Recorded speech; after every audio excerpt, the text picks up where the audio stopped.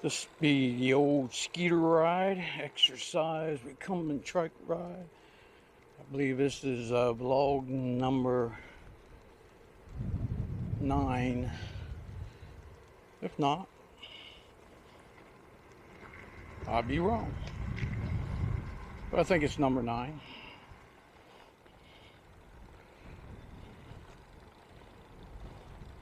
See, my neighbors are getting a new metal roof put on. That's I'm a firm believer in a metal roof.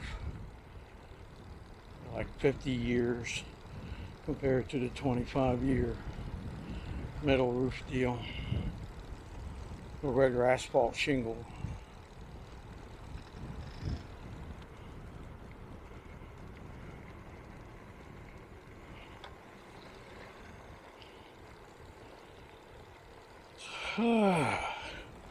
So I took the old Jimbo ride on Sunday. Check that video out. It's where my my son and his road bike and them skinny wheels and that slippery, skiddy ass sand that was down there. It put him down. Of course, you know, he had cleats on too. His feet were locked in there, and that's one of your problems. You just can't put your foot out real quick and kind of catch yourself. But he did a tumble, tuck, and roll. Didn't laugh at him at the time. Made sure he was okay. And but when I seen the video, I had to chuckle. I had to laugh at the poor lad. He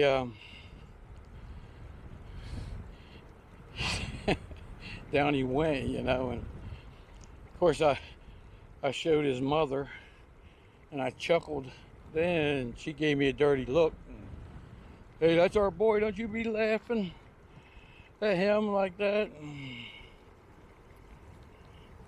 I said, I didn't laugh at the time. We made sure he was all right and everything. But I said, but now I know he just got a little raspberry on his knee. Boy, you're just going to have to. And he's embarrassed as hell. It's more embarrassment than anything. And but I'll probably chuckle every time I see it. If I watch it, I'll chuckle every time. My one of my older brothers, Bill, he just he would laugh anytime something happened to you. He'll laugh at you. I don't care, short of getting your head chopped off or something, but you step on a nail or get a splinter or trip and fall or anything like that, he'd laugh at you. But don't you dare laugh at him.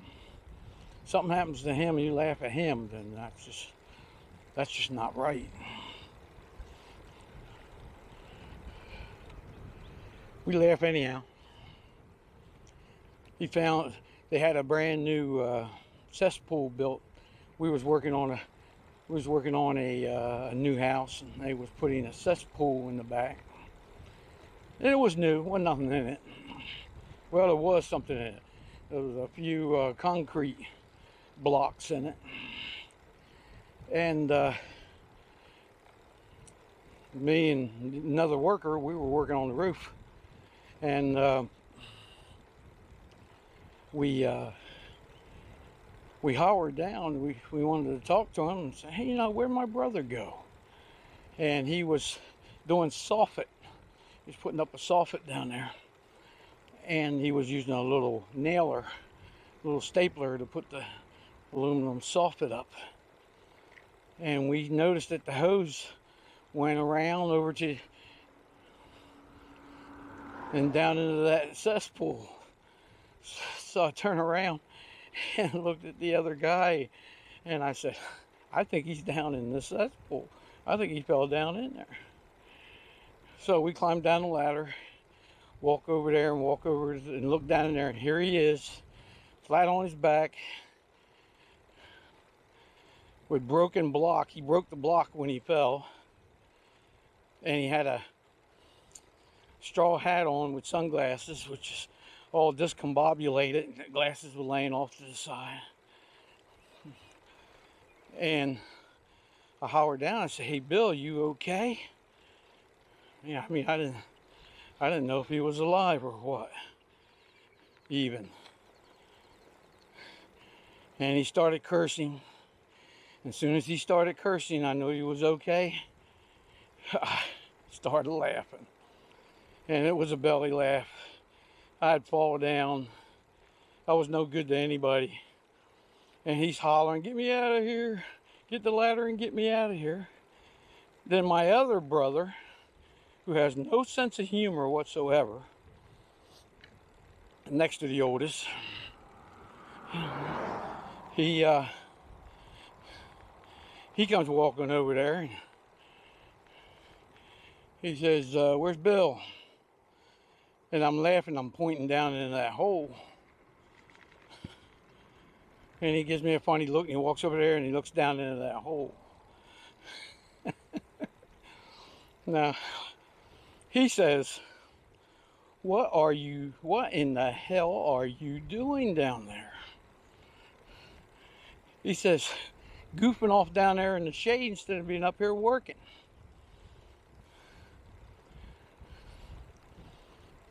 That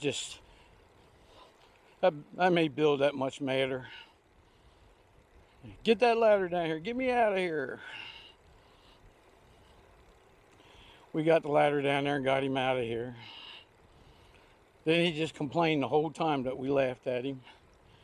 "You know, I think I might have broke my back or something like that." I said, "Yeah, absolutely. But you didn't. So that's why we're laughing." You know, that's tough toenails, brother. If any of us done it, survived it, you laugh yourself. You laugh so hard that you just have to get in your truck and leave. Drive around the block or something. Then you come back and laugh some more. We know you, Bill. But that was the good old days. The good old days. We had a guy working with us, which I'd known for years. I went to school with and all. We all did. His family lived up the street. His name was Jimmy. And he liked to walk across the ceiling joists. We put the ceiling joists up, and he would like to walk across them like he was a Walinda tightrope walker, you know. And I said, "You know, you're going to pay the price for that one of these days." "Nah, you just scared, Rich. You don't do it." I said, "No, I'm not doing it. I can tell you right now." One day he's walking across there and got about right out in the middle, and that thing snapped. And down he went. And of course, he hit his elbows. They were 16 inches apart. So he only had 32 inches that he was going down once it snapped. And he hit his elbows on the way down. That knocked the daylights out of him. And he happened to be over top of the cellar, the cellar hole that went down into the cellar. So instead of just dropping down, you know, 8 feet or so, he just goes right on down that hole, right on down to the cellar. And he's lucky we didn't pour the cellar yet, because we poured him later. And he hit the dirt down there and didn't have the steps up either. Just had a ladder to go up and down there. He would have been seriously hurt. He went down, hit, especially we had the concrete down there. We laughed at him too. Of course, Bill did. Bill, he laughed real good. But what don't kill you will make you stronger, I guess.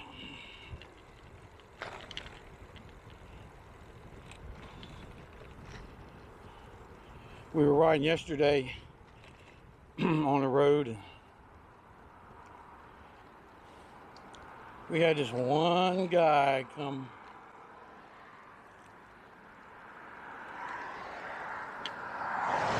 We had this one guy come by and his big diesel Ford truck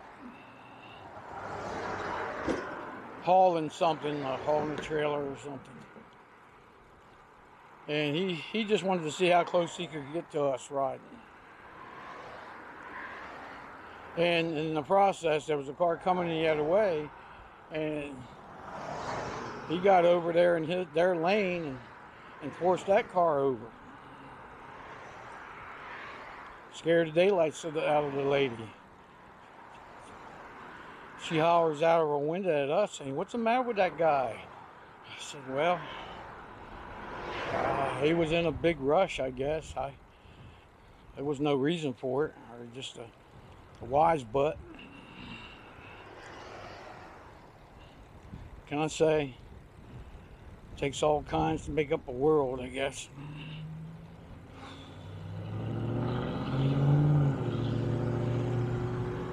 Of course, now if he would have got a flat tire somewhere down the road, we could have came up upon him, or he stopped at a gas station that we was going by, and we seen him. We wouldn't have had no problems having words with him.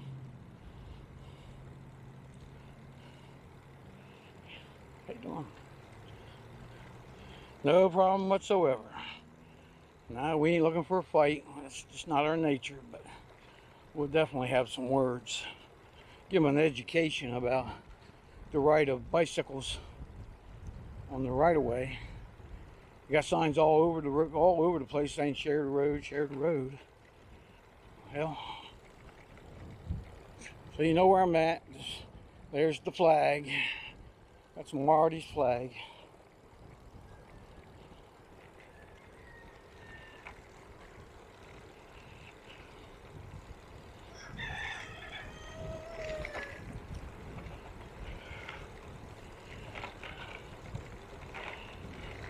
Most of the people on the road are pretty courteous to us. I mean, we don't ride out in the road. We're not in the road. We get over as far as we can, and we're in single file. There's 2 or 3 of us. We're not blocking the whole road. And we're not out there every day. Sorry that we can't go 60 miles an hour, but you do have to pass us. But man, that's a good bump in the road right there.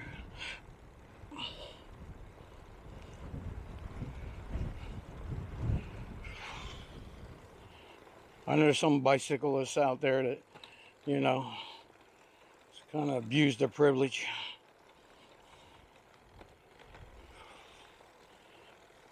See what's this way. Nothing this way. Nothing this way. And here we go.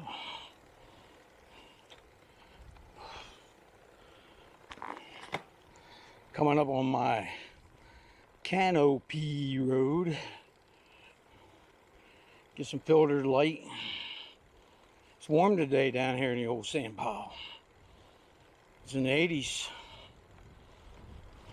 Supposed to be that way for, I don't know, a couple weeks maybe. No rain. Gonna be sunshine, no rain. Need a front to come through to get a rain. They don't see it anywhere for us to be getting one. So we're gonna be dry.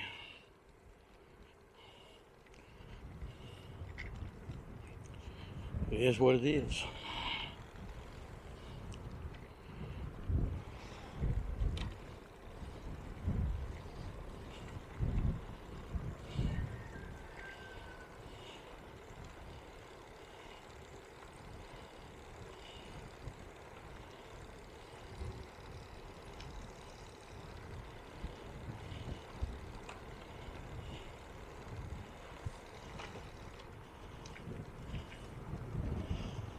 I got an acre for sale down here.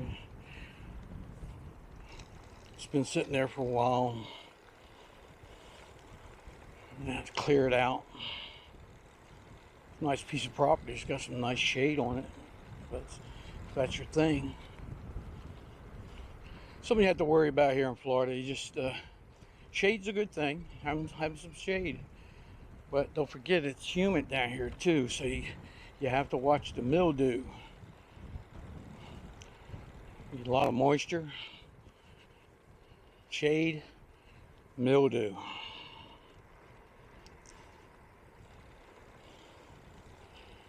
I get a good whiff of it every now and then riding around in the area.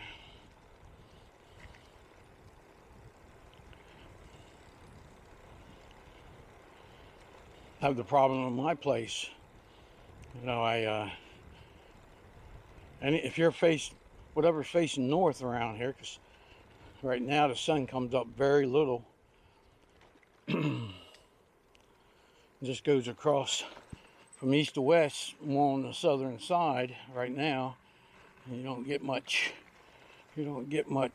sun towards the north, like in my shop or in the front of my place, and the mildew really starts to build up on there. And gotta get out there with the pressure washer, give it a work over. Then pressure washer takes paint off. That means, you know, pressure wash, I might have to touch up some paint.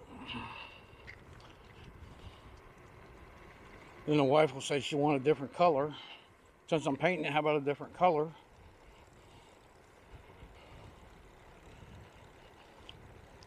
And I'll say, I don't think so.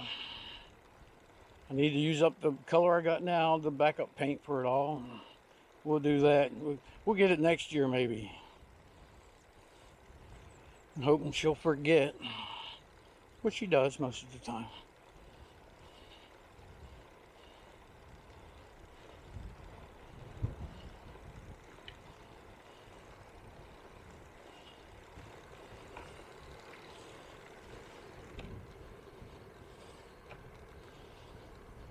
I've been riding for about almost 20 minutes. 4.5 miles.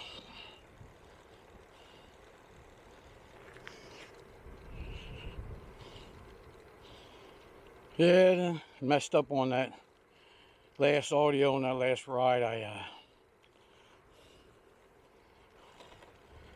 I muted this little microphone right here. I got clipped onto, as you can see right here, and it's my own fault. But then again, it's not. But yeah, it is. Nobody else is messing with it but me, so it is my fault. It has an off and on button, and you turn it, hold the button, it comes on. And the light will stay on for a few seconds, and then the light goes dim. And when you're out here in the sunshine, it's really hard to see that light. Then if you touch the button one more time, then the light will come back on. But if you touch the button once the light is on, it'll mute the microphone.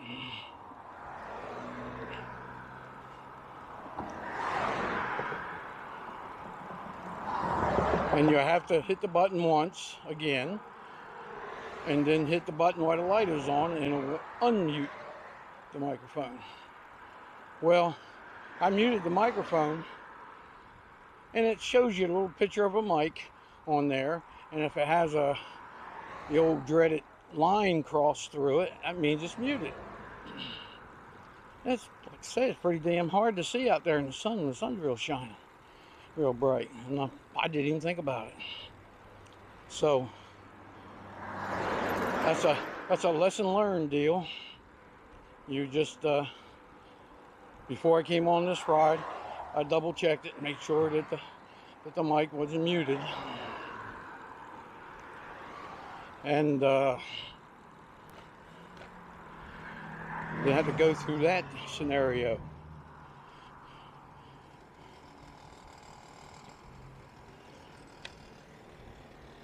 Ooh, he's coming.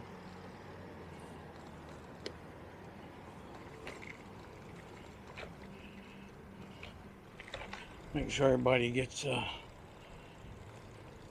going in the right direction there.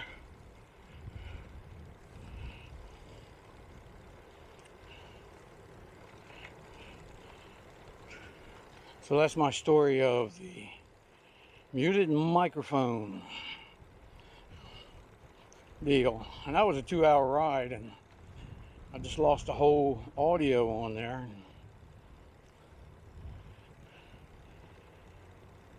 No big deal, it's just me mouthing off anyhow, just like I'm doing now. Basically mouthing off back and forth to Jimbo and back to Rick, and Jimbo, Rick, back, and all three of us swapping lies.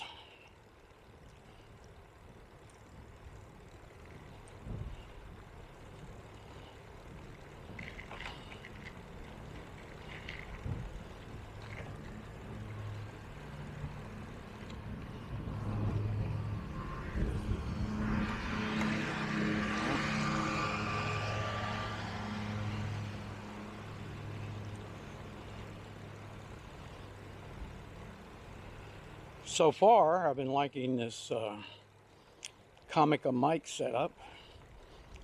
It seems to be working pretty darn good. Doing what it's supposed to do. That's all I ask. I'm gonna have to go up and beyond that. Just do a little bit. Transfer that audio over to the camera. What I wanted to do, and some clarity. I think you can understand what I'm saying.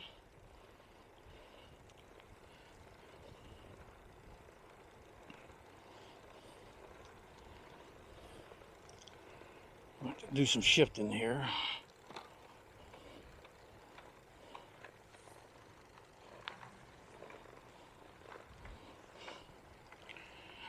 And also, I like the DJI Action Cam. I pretty much like that too. It seems to do a great job. Doesn't burn the battery up overly quickly, but I have 4 batteries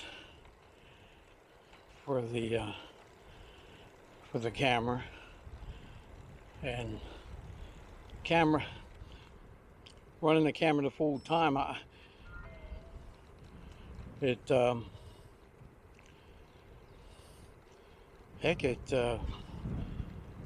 lasted almost, what did it last?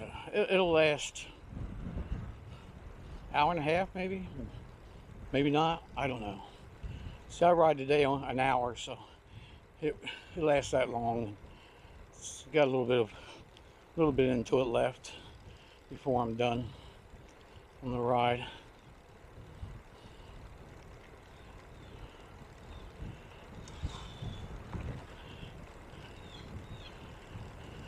So the combo between the DJI Osmo Action Cam and the Comica wireless mic setup,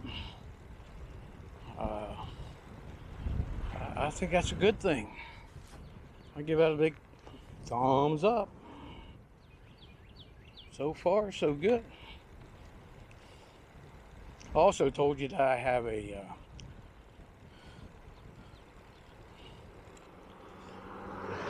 DJI Osmo pocket camera. It's a little sucker. I might bring it out here sometime. So I can do a ride with it.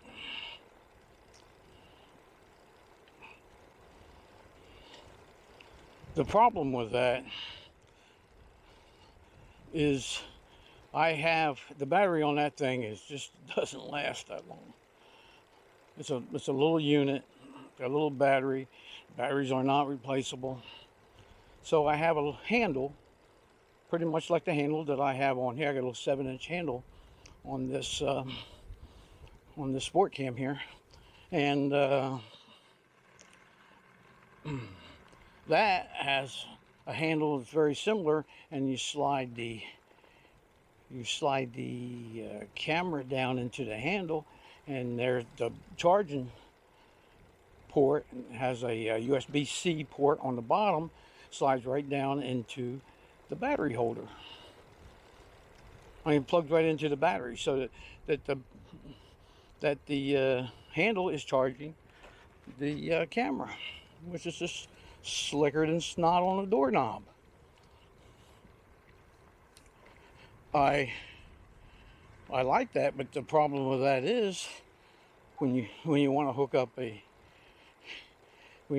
an external microphone set up to the camera, it has to go through that USB-C port. It has a converter that you plug in there, and it'll let you attach a microphone. It converts it to like a 1/8 inch mini plug. So I can use the camera by itself without the battery holder, and plug the microphone into it, and it'll work just fine. The same rig that I'm using here, it'll work just fine. But if you want to have some extra power juice onto it, that's not going to happen.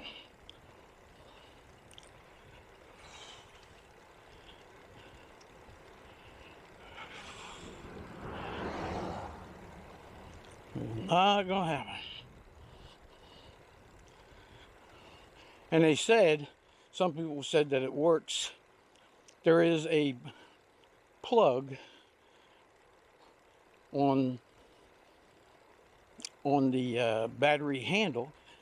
It's a USB-C that you use to charge the handle with, and that will automatically connect your microphone up to the pocket cam. I haven't found that to be true. I can't get it to do that. I can't get it to work. It doesn't recognize it at all. So that would be nice. I mean, I have best of all worlds, but that don't happen. That don't happen to me most of the time. Hey, it works. Works the way it's supposed to work so far. I'm not going to complain about it.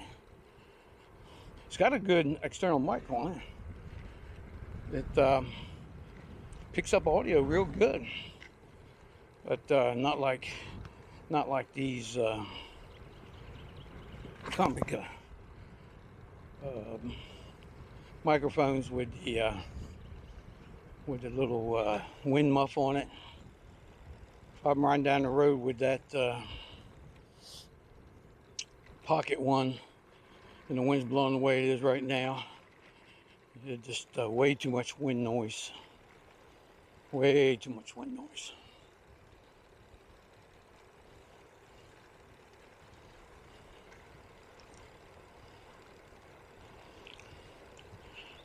And that just ruins the whole deal, using it for vlogging, especially on a bike. It'd probably work. It worked just fine. You know, you're walking and the wind's not howling.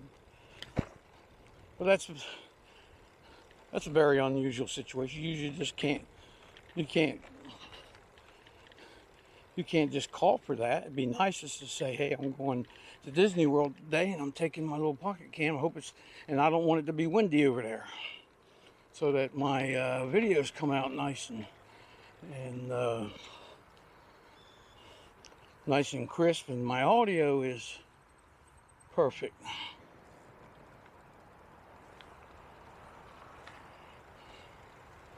But nope, not happening.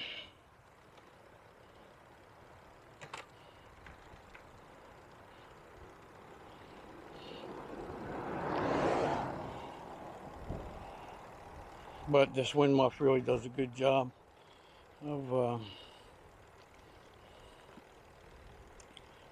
keeping that wind noise down, so you can hear my noise.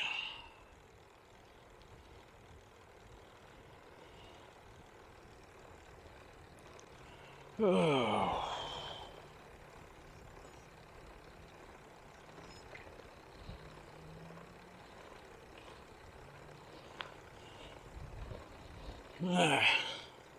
Got about 33 minutes into the ride.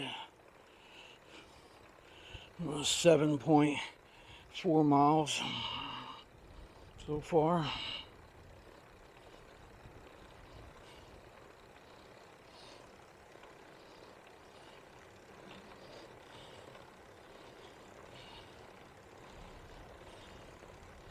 Coming up that 4% hill. Yeah, I'm doing the assist, but I got it turned down. Give me some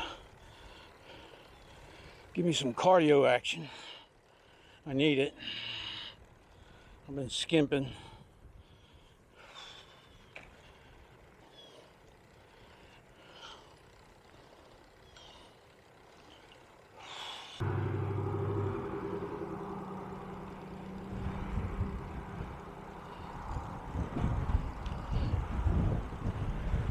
Now that wind's howling. We'll just see how that affects the mic.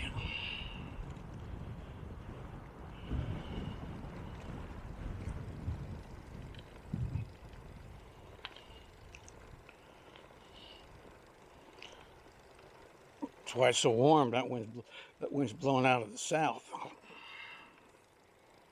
Blows out of the north, it's cool. East or west, not bad. Out of the south, it's warm. Coming up out of the Caribbean. I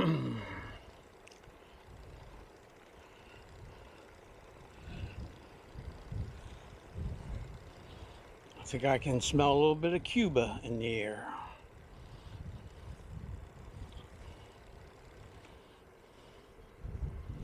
Always wanted to go to Cuba. Take my camera down there and take some pictures. I was watching a video on YouTube yesterday about visiting Cuba and where to go, what to do, what not to do.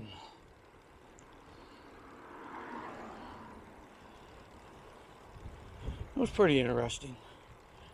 They're taking you to the places that mainly the tourists don't go. All the buildings are dilapidated and falling down.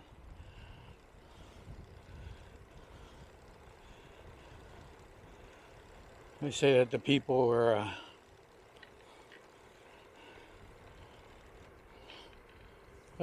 pretty good in the area. Of course, you know, don't go out at night just like you would in any other place. Don't go to the bad part of town at night. That's when the unsavory people come out. Which I understand that.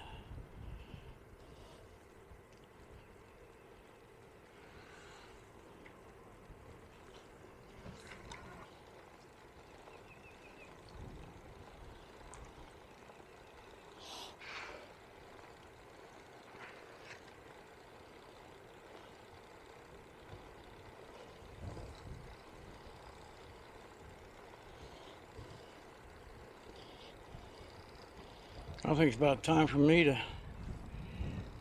get the old boat out and go fishing. And drag you all along for the ride.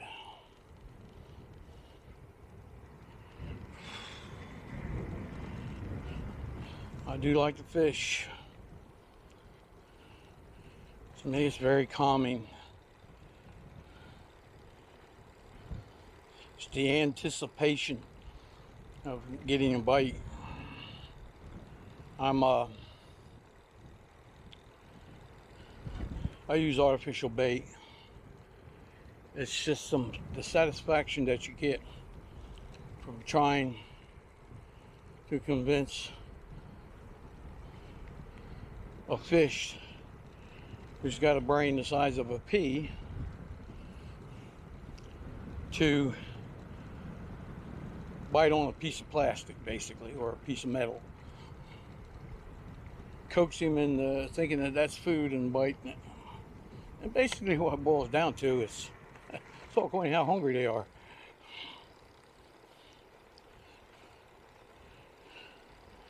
And I can tell you, the big fish didn't get big by being stupid. They're a little harder to convince to bite that plastic. But you can do it. Present it to them right. Everybody's got their own way of doing that. Now I will catch some pinfish and use them for bait.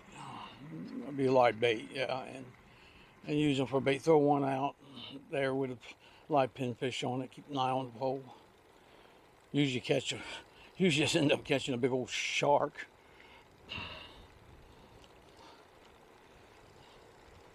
Big catfish, sail cat or something. It's not what I'm after. I'm a speckled sea trout, redfish, and snook fisherman. And I will go through for pompano. I love pompano. Pompano, I think, is the best tasting fish. Makes the best sandwich, bar none. And they're in the Tampa Bay. They do come into Tampa Bay, but that's not the main place you find them. More on the Gulf, Gulf or the Atlantic side, along the shore. They swim along the shore. That's where we'll find them. They bite a lot. They like sand fleas. These little things they live in the sand. You dig them up. Little round-looking critters. Little bug, shrimpy-looking thing, and you stick them on a hook. They love those. Of course, I give them the bite. I'll get them to bite on a product called Fish Bites. It's a man-made product. It's comes in different colors, and it's kind of like a bubble gum type deal. Like when you take a bubble gum out of a wrapper, it's kind of that texture. And they'll have it. They're using real enzymes of shrimp or crab or whatever type the one you're getting. And I usually buy the shrimp, and they're usually pink in color. And a lot of fish will go for them. I have caught all the species on them. But the saltwater catfish just really love them. If there's any catfish out there, they'll be jumping on that thing. And that's not the species I want.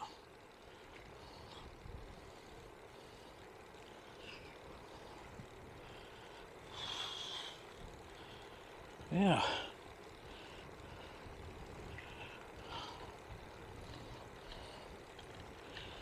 Well, 45 minutes into the ride. Another 15 minutes. And I can call it quits. I'm getting a good workout today. I can feel it.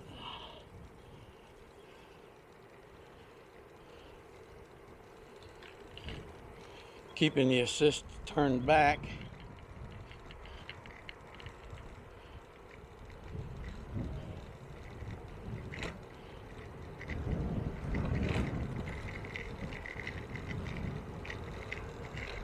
I'm 3 miles an hour coasting down the hill.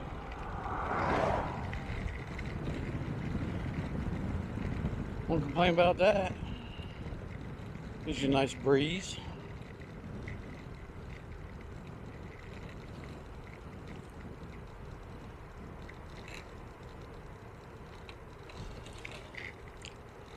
Yeah, sneak out here on the main highway.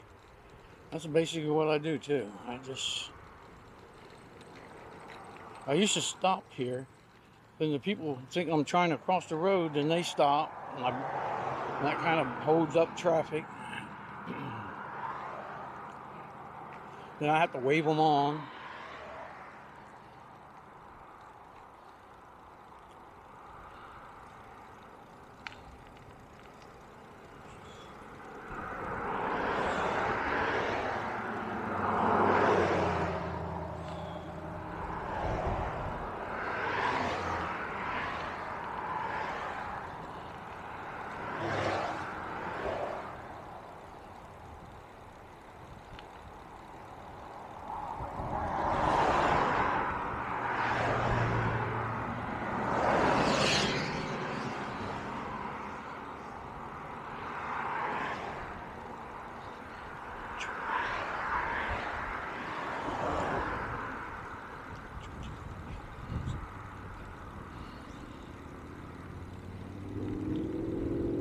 Oh, motor scooters. Love them. That's something that I'm thinking about getting back on. Got away from it a little bit.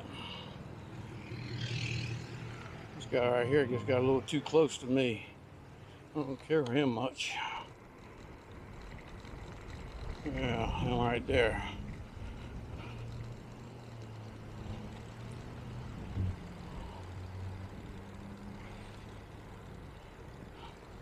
Back down here to the flag. I usually ride around the neighborhood 3 times. I got like a 5-mile run that I run, and it's about 3 times. I ride it 3 times. That gives me my hour of exercise.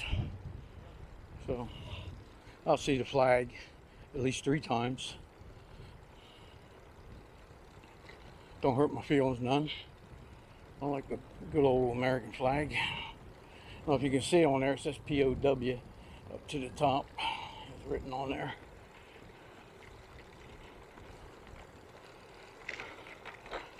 The flag.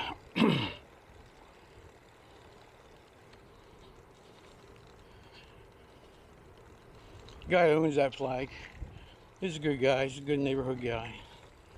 He looks out for the people. He goes around and asks you, you know, build you a chicken coop. You want some chickens? We'll build you a chicken coop. Give you some chickens. If you want, we're sandy out here. The area that I'm living in used to be orange groves. So orange groves grow in sandy soil. They don't like the dark soil or anything. It's got to be a sandy. It's got to drain. In other words, water can't puddle up. It has to be able to perk the water for orange groves. They get root rot if it just sits in water. Too much water. So it's ideal for growing sweet potatoes. So he'll bring his tractor over and plow up. We all got acreage here, at least an acre. Everybody does. And he'll come over here and plow up the place and show you how to plant sweet potatoes. He wants some swamp. He's kind of a prepper guy.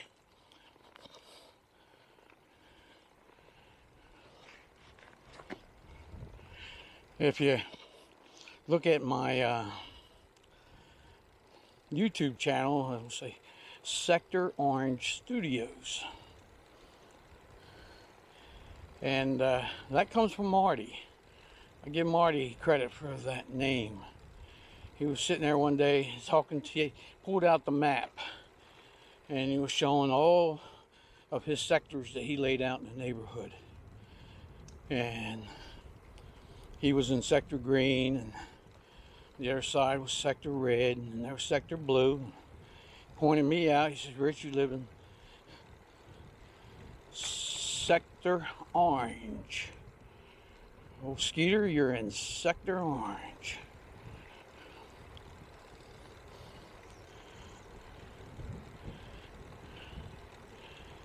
So, kind of stuck with me. I said, "Hey, I live in Sector Orange." So I do my videos and stuff. I guess that would be Sector Orange Studios. Oh well.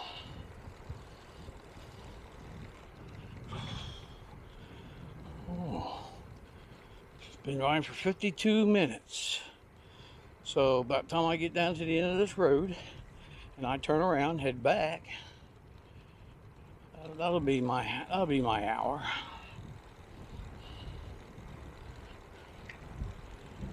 My left kneecap is sore. That was the one I had trouble with riding a bicycle that would lock up on me. You don't lock up on this thing. I don't want it to lock up on there.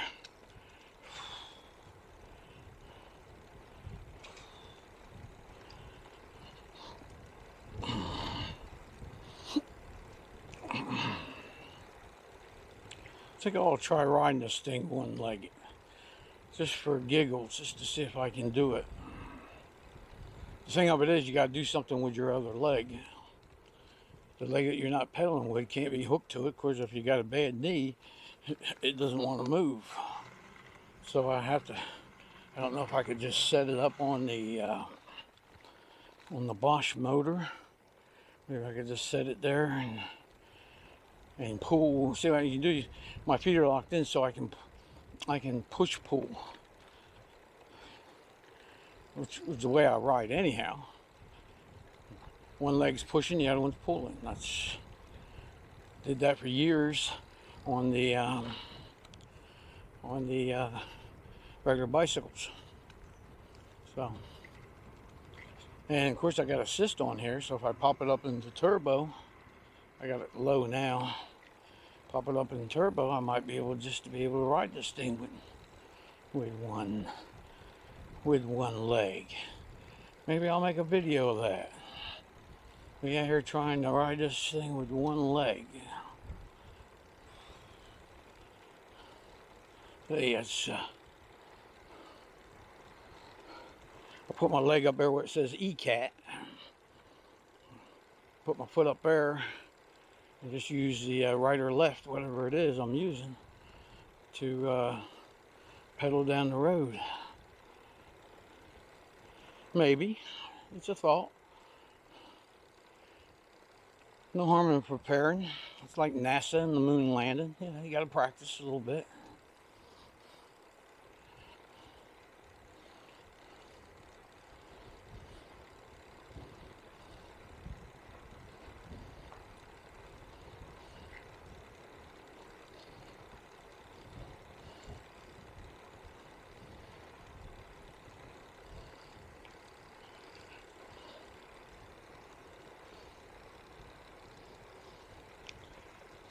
A little over 12 miles.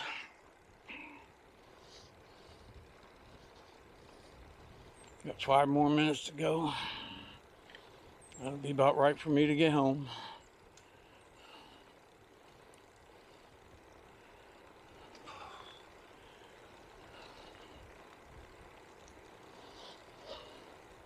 I know I said this before. Most of the time I don't want to ride. I just don't want to. I don't want to go out and get on this thing. But once I get on it and I start riding, I'm glad I did. I'm just glad that my memory works that way.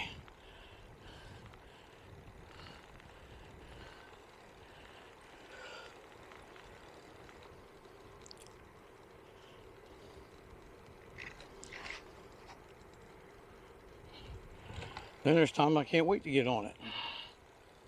I feel like I want to go for a ride. I want to get on it.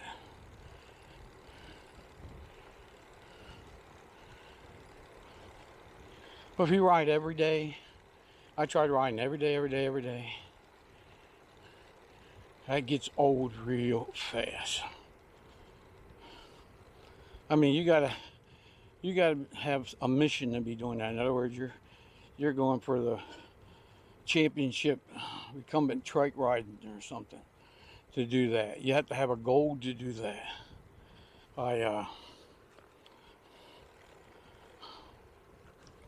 I just don't. That just wore me out. That was just something that I did not want to do for long. It just Like I say, it just gets old.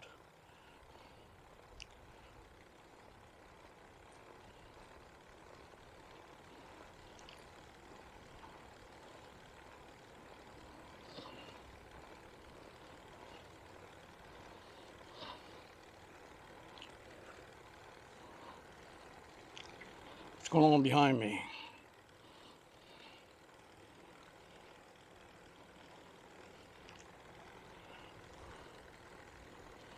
Not much, I guess.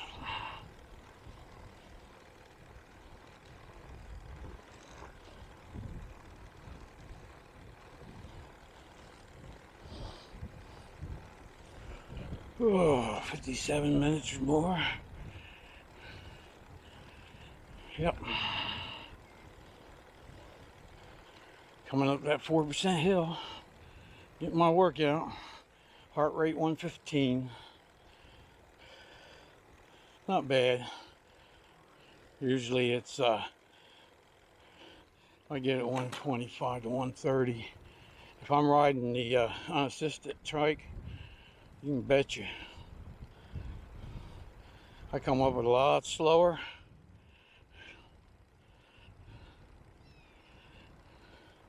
And heart rate a lot higher.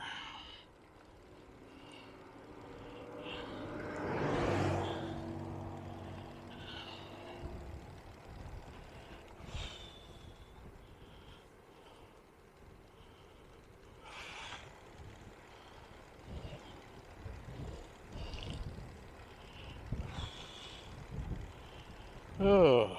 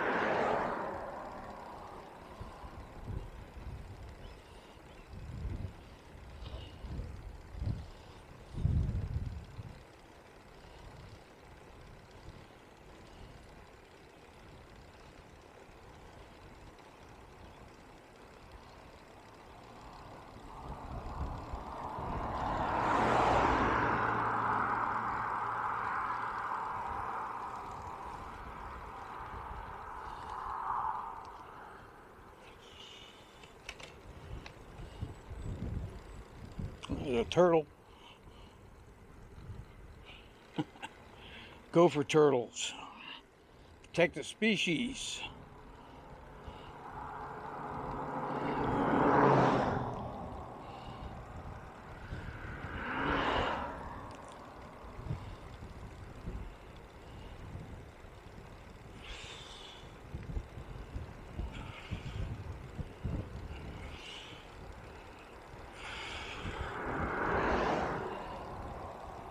Man, got everybody just coming out of the neighborhood. Everybody said 1, 2, 3, let's go.